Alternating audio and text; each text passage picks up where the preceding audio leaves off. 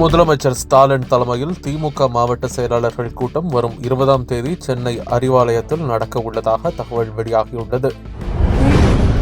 சம வேலைக்கு சம ஊதியம் என்ற கோரிக்கையை வலியுறுத்தி 19வது நாளாக போராட்டத்தில் ஈடுபட்ட 1000 இடைநிலை ஆசிரியர்களை போலீசார் வலுக்கட்டாயமாக கைது செய்தனர். அவர்களை வாகனங்களில் ஏற்றி சென்று சென்னைக்கு வெளியே கிடம்பாக்கம், செங்கல்பட்டு போன்ற பகுதிகளில் இறக்கிவிட்டுள்ளனர்.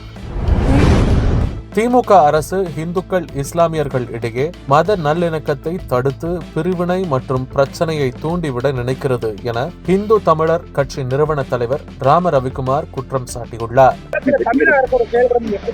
தமிழக அரசு அனைத்து மக்களுக்கும் சாதகமாக இருக்க வேண்டிய ஒரு மதசார்பற்ற அரசு, ஆனால் இந்துக்களுக்கு மட்டும் விரோதமாக இருந்தது.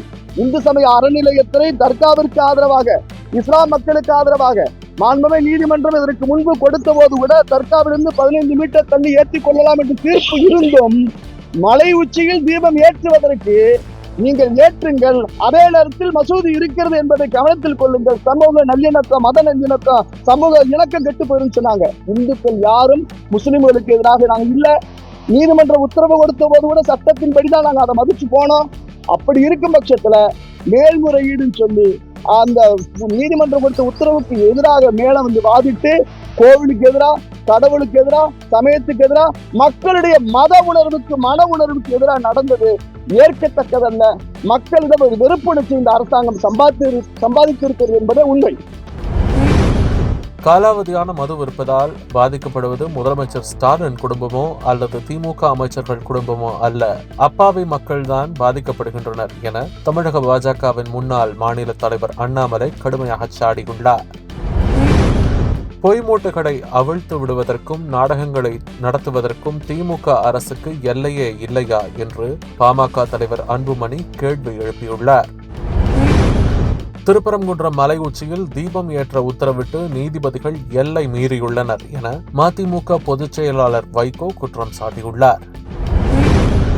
ஆட்சியாளர்களால் ஜனநாயகம் தாக்குதலுக்கு உள்ளாகிறது, அதற்கு எதிராக குரல் கொடுக்க வேண்டும் என காங்கிரஸ் எம்பி ராகுல் கோரிக்கை விடுத்துள்ளார். 2025ஆம் ஆண்டுக்கான அண்ணா விருது அமைச்சர் துரைமுருகனுக்கு வழங்கப்படுவதாக தமிழக அரசு அறிவித்துள்ளது. கரூர் சம்பவம் தொடர்பாக சிபிஐயின் முதற்கட்ட விசாரணை முடிந்துள்ள நிலையில் தவேக தலைவர் விஜய் டெல்லியிலிருந்து நேற்று சென்னை திரும்பினார். டெல்லியில் மத்திய இணை அமைச்சர் எல் முருகன் இல்லத்தில் இன்று நடைபெறவுள்ள பொங்கல் விழாவில் பிரதமர் நரேந்திர மோடி சிறப்பு விருந்தினராக பங்கேற்க உள்ளார்.